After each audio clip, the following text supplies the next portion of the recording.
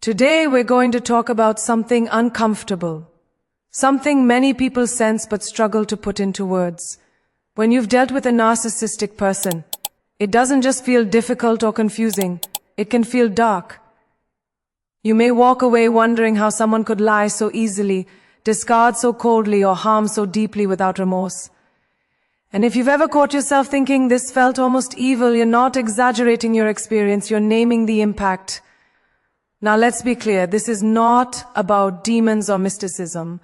This is about patterns. Deep, destructive psychological patterns that can take over a personality when empathy is absent, accountability is rejected, and control becomes the primary goal. When narcissism is unchecked, it doesn't just hurt feelings, it corrodes safety, reality, and self-worth. And that's why it feels so sinister. These so-called evil spirits are not external forces. They are traits like entitlement, manipulation, envy, rage, deception, emotional emptiness, and the relentless need for dominance.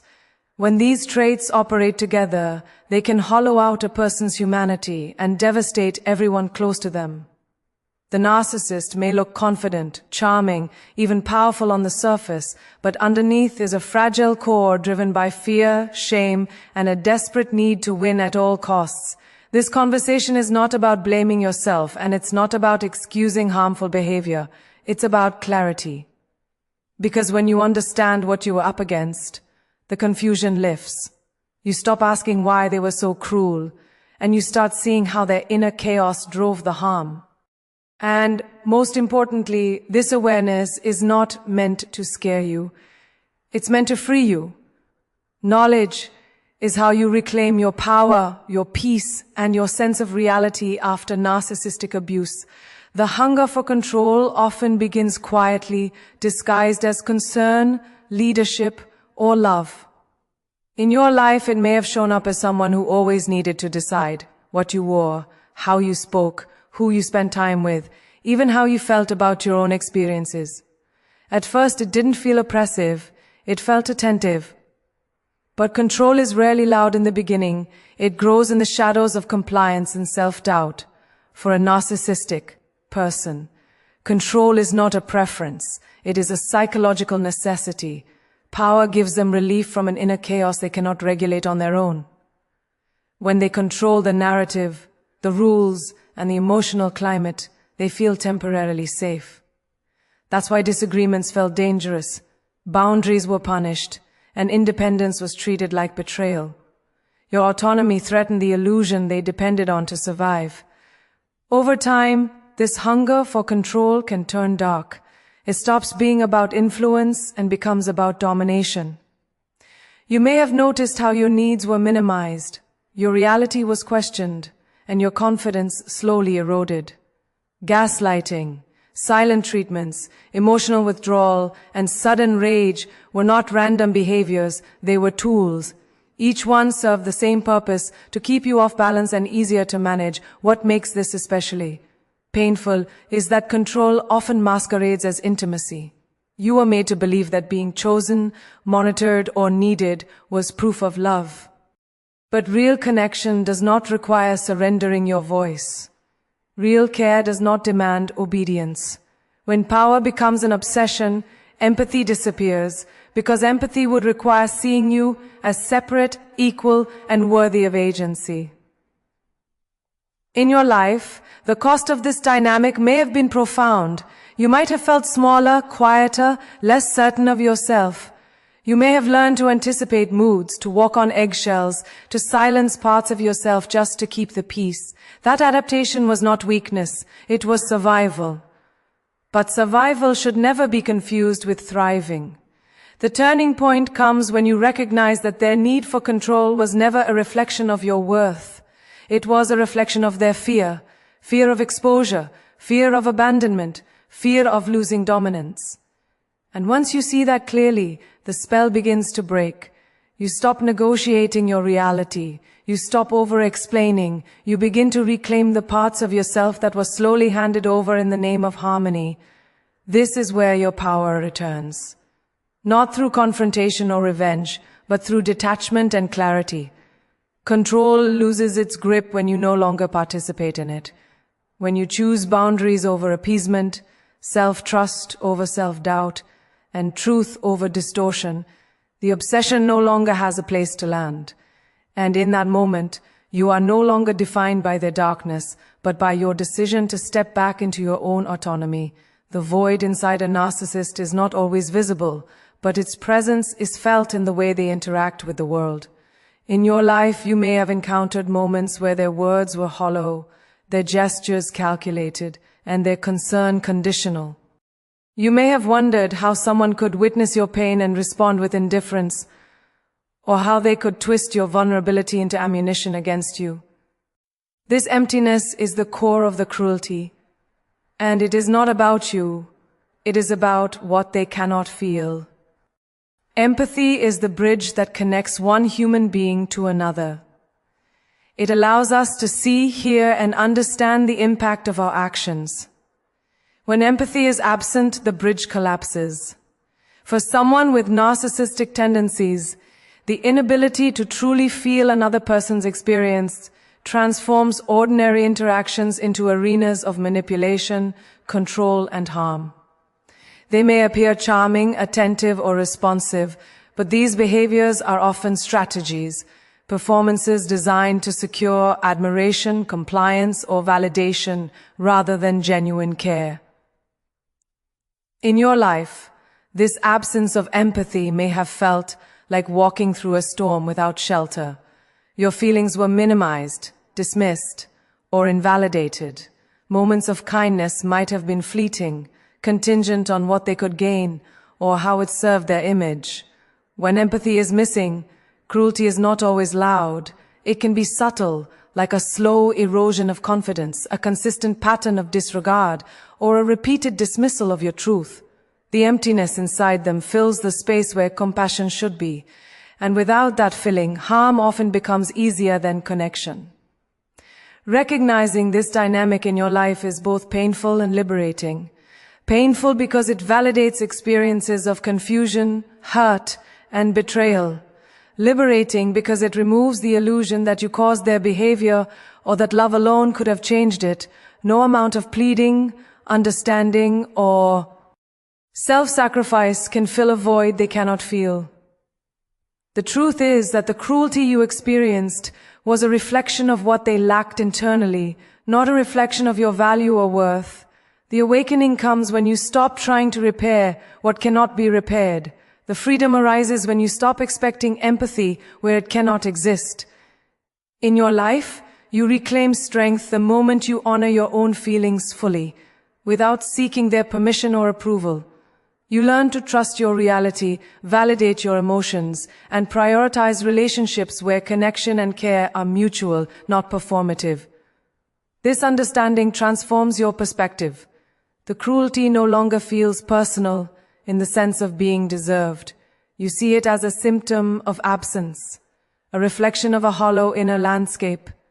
And with that awareness, the power shifts. You are no longer trapped in their inability to feel. You are anchored in your ability to love, understand, and nurture not only others but yourself. The void inside them cannot touch your wholeness, cannot dictate your worth, and cannot define your life. When you step fully into your own empathy, your own presence, and your own unwavering truth, false grandeur and fragile egos often appear as confidence, charm, and seeming self-assuredness. In your life, you may have been drawn in by this display, mistaking bravado for strength, charisma for security, or ambition for authenticity. At first, it can feel magnetic. Someone who knows what they want, speaks boldly, and commands attention. But beneath that surface, there is a turbulence few ever see. A constant inner war between self-perception and deep insecurity that shapes everything they touch. And a narcissist's ego is fragile. Every interaction becomes a potential threat to their identity. Praise can feel insufficient, criticism unbearable, and independence from others intolerable. The outward displays of grandeur are often defenses, masks to cover the constant fear that they are not enough, that their worth is conditional, and that without control and admiration, they may crumble. In your life, this may have translated into contradictions you could not reconcile. Moments of charm quickly turning into manipulation, generosity shadowed by entitlement, affection interspersed with rage or dismissal. The inner war fuels toxicity because it externalizes their insecurity. Instead of turning inward to confront fear, shame, and self-doubt, they project it outward, often onto those closest to them. You may have felt the brunt of this projection, questioning your own reality, your own worth, or your own sanity in the process. Their need to appear superior, perfect, or untouchable created an environment where your boundaries were tested, your emotions policed, and your voice minimized. The conflict that they carried internally was imposed on you externally, making ordinary interactions exhausting and sometimes painful. Understanding this dynamic in your life is transformative. It reframes the behavior you endured, not as a reflection of your value, but as the manifestation of their inner chaos. Recognizing that false grandeur is a shield and fragile egos are wounds helps you detach emotionally, see through the performance, and protect your own sense of self. You no longer need to chase validation from someone whose inner conflict dictates their reality, because their ego-driven storms are not about you. They are about their fear of being exposed, judged, or unworthy. Reclaiming your power begins with seeing the truth clearly.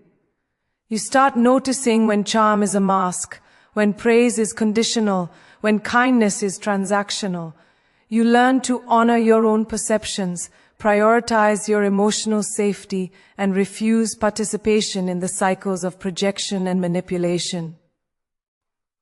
Your life becomes about authenticity, not performance, and about grounding yourself in your own self-worth, not the shifting tides of someone else's fragile ego. The liberation comes when you realize that their inner war cannot harm your wholeness unless you let it. The toxicity loses its grip when you refuse to validate it, refuse to accommodate it, and refuse to take responsibility for it. In your life, clarity replaces confusion, boundaries replace fear, and self-respect replaces the need to appease. You learn that the true measure of strength is not how loud someone proclaims it, but how steady you remain in your own truth despite the storms around you. Breaking free from the darkness begins the moment you recognize that the influence of a narcissist in your life does not define you. For too long, you may have measured yourself through their judgments, absorbed their criticism, and walked on eggshells to avoid their disapproval. Your thoughts, feelings, and choices may have been filtered through their lens, leaving you exhausted, uncertain, and disconnected from your own sense of self. But awareness is the first spark of liberation, and once it ignites, the path to reclaiming your power becomes visible. In your life, the first step is acknowledging the ways you were manipulated, controlled, or diminished. This is not an exercise in shame or blame. It is an exercise in truth.